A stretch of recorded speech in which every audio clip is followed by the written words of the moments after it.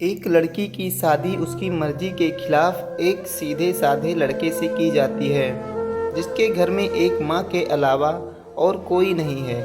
दहेज में लड़के को बहुत सारे उपहार और पैसे मिले होते हैं। लड़की किसी और लड़के से बेहद प्यार करती थी और लड़का भी। लड़की शादी होके आ गई अपने ससुराल। सुहाग रात के वक्त लड़का दूध लेके आता है तो दुल्हन सवाल पूछती है अपने पति से। एक पत्नी की मर्जी के बिना पति उसको हाथ लगाए तो उसे बलात्कार कहते हैं या हक।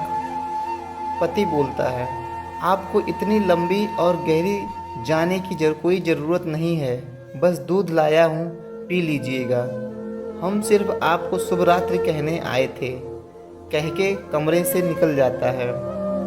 लड़की मन मार कर रह जाती है क्योंकि लड़की चाहती थी कि झगड़ा हो ताकि मैं इस गंवार से पीछा छुटा सकूं। है तो दुल्हन मगर घर का कोई भी काम नहीं करती, बस दिन भर ऑनलाइन रहती और न जाने किस किस से बातें करती।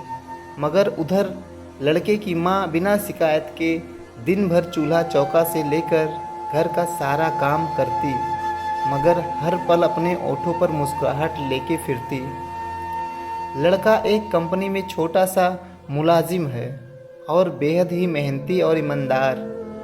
करीब महीने भर बीत गए मगर पति पत्नी अब तक साथ नहीं सोए। वैसे लड़का बहुत शांत स्वभाव वाला था, इसलिए वह ज़्यादा बातें नहीं करता था। बस खाने के वक्त अपनी पत्नी से पूछ लेता था कि कहाँ खाओगी, अपने कमरे में या हमारे साथ। और सोने से पहले डायरी लिखने की आदत थी जो वह हर रात को लिखता था। ऐसी लड़की के पास एक स्कूटी था।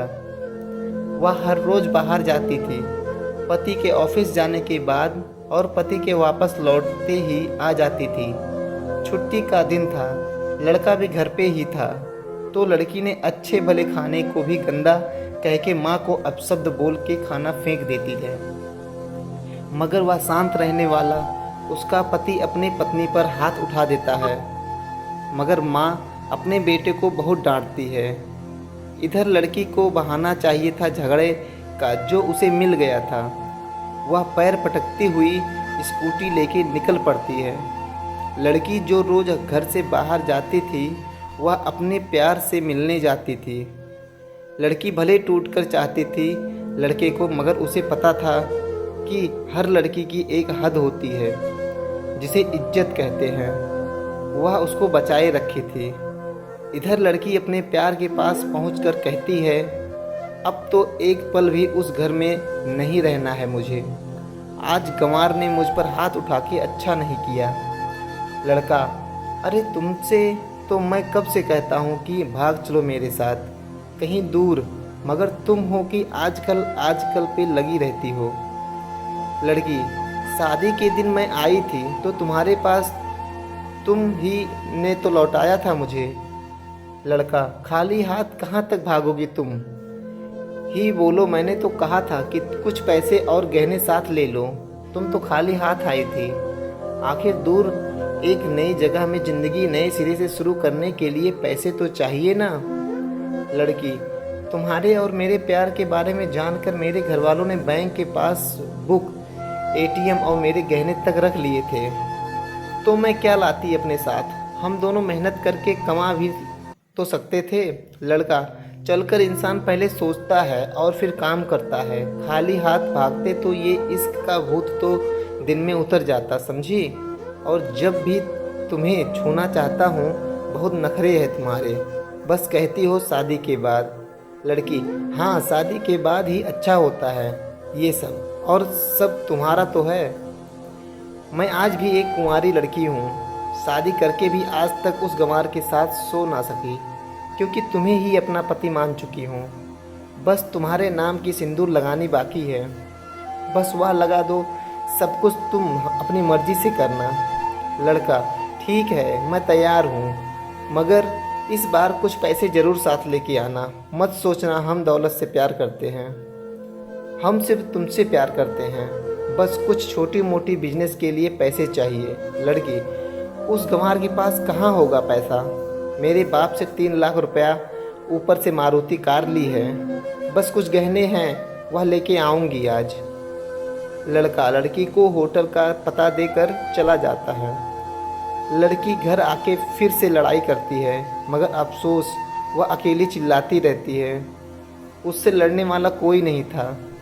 रात 8 बजे लड़के का मैसेज आता है व्हाट्सएप पे कि कब आ रही हो। लड़की जवाब देती है सब्र करो, कोई सोया नहीं है, मैं 12 बजे से पहले पहुंच जाऊंगी, क्योंकि यहाँ तुम्हारे बिना मेरी सांसें घुटती हैं। लड़का ओके जल्दी आना, मैं होटल के बाहर खड़ा रहूँगा, बाय। लड़की अपने पति को बोल देती है कि मुझे खाना नहीं चाहिए, मैंने बाहर खा लिया है, इसलिए मुझे कोई परेशान न करे। इतना कह के दरवाज़ा बंद करके अंदर आती है कि पति बोलता है कि वह अलमारी से मेरी डायरी दे दो, फिर बंद करना दरवाज़ा, हम परेशान नहीं करेंगे। लड़की दरवाज़ा खोले बिना कहती है कि चाबियाँ दो अलमारी की। लड़का तुम्हारे बिस्तर के पैरों तले है चाबी। मगर लड़की दरवाज़ा नहीं खोलती, बल्कि ज़ोर ज़ोर से गाना सुनने लगती है। बाहर पति कुछ देर दरवाज़ा पीटता है, फिर हार कर लौट जाता है। लड़की ने बड़े ज़ोर से गाना बजा रखा था। फिर वह अलमारी खोल के देखती है जो उसने पहली बार खोला था, क्योंकि वह अपना सामान अलग अलमारी में रखती थी। अलमारी खोलते ही हैरान रह जाती है। अलमारी में उसके अपने पास बुक एटीएम कार्ड थे जो उसके घर वालों ने छीन के रखे थे। खोल के चेक किया तो उसमें वह पैसे भी ऐड थे जो दहेज में लड़के को मिले थे, और बहुत सारे गहने भी जो एक पेपर के साथ थे और उसकी मलकियत लड़की के नाम थी। लड़की बेहद हैरान और परेशान थी। फिर उसकी नज़र डायरी पे पड़ती है और वह जल्दी से वह डायरी निकाल के पढ़ने लगती है। लिखा था, तुम्हारे पापा ने एक दिन मेरी माँ की जान बचाई थी अपना खून देकर। मैं अपनी माँ से बेहद प्यार करता हूँ, इसलिए मैंने झुककर आपके पापा को प्रणाम करके कहा कि आपका ये अनमोल एहसान कभी नहीं भूलूँगा। कुछ दिन बाद आपके पापा हमारे घर आए और हमारे तुम्हारे रिश्ते की बात लेकर, मगर उन्होंने आपकी हर बात बताई हमें कि आप एक लड़के से बेहद प्यार करती हो। आपके पापा आपकी खुशी चाहते थे, इसलिए वह पहले लड़के को जानना चाहते थे। आखिर आप अपने पापा की प्रिंसेस जो थी, और हर बाप अपनी प्रिंसेस के लिए एक अच्छा ईमानदार प्रिंस चाहता है। आपके पापा ने खोज करके पता लगाया कि वह लड़का बहुत सी लड़की को धोखा दे चुका है और पहली शादी भी हो चुकी है, पर आपको बता ना सके, क्योंकि उन्हें पता था कि ये जो इश्क का नशा है वह हमेशा अपनों को गैर और गैर को अपना समझता है। एक बाप के मुंह से एक बेटी की कहानी सुनकर मैं अचंभित हो गया। हर बाप यहाँ तक शायद ही सोचे।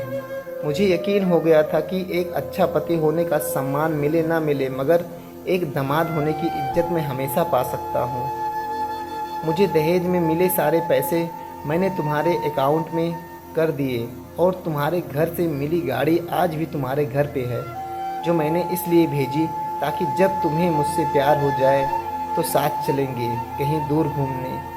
दहेज इस नाम से नफ़रत है मुझे, क्योंकि मैंने इस दहेज में अपनी बहन और बाप को खोया है। मेरे बाप के अंतिम शब्द भी यही थे कि किसी बेटी के बाप से कभी 1 रुपया न लेना।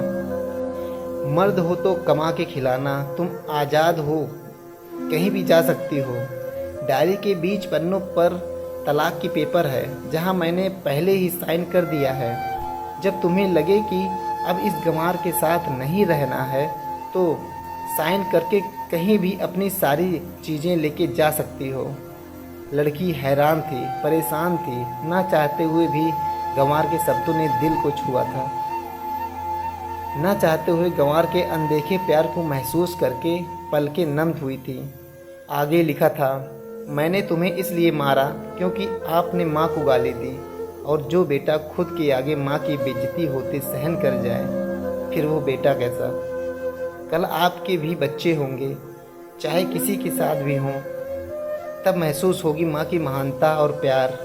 आपको दुल्हन बना के हम सफ़र बनाने लाया हूँ, ज़बरदस्ती करने नहीं। जब प्यार हो जाए तो भरपूर वसूल कर लूँगा आपसे। आपके हर गुस्ताखी का बदला हम शिद्दत से लेंगे। हम आपसे, अगर आप मेरी हुई तो बेपनाह मोहब्बत करके, किसी और की हुई तो आपके हक़ में दुआएं मांग के। लड़की का फ़ोन बज रहा था जो वाइब्रेशन मोड पे था।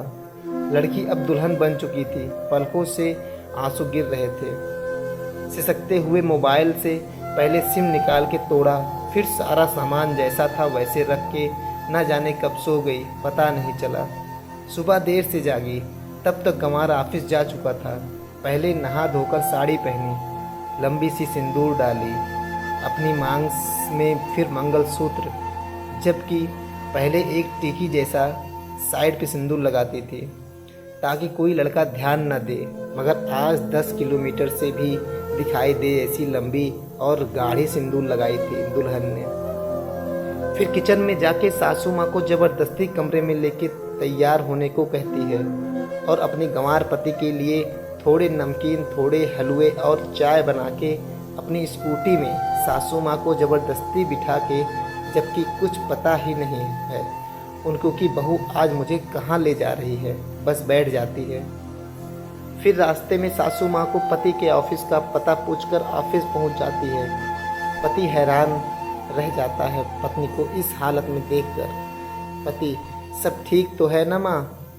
मगर माँ बोलती इससे पहले पत्नी गले लगाकर कहती है कि अब सब ठीक है, I love you for ever. Office के लोग सब खड़े हो जाते हैं तो दुल्हन कहती है कि मैं इनकी धर्म पत्नी हूँ, वनवास गई थी, सुबह लेट लौटी हूँ। अब 1 महीने तक मेरे पतिदेव ऑफिस में दिखाई नहीं देंगे। ऑफिस के लोग दुल्हन, क्योंकि हम लंबी छुट्टी पे जा रहे साथ साथ। पति, पागल दुल्हन, आपकी सादगी और भोलेपन ने बनाया है।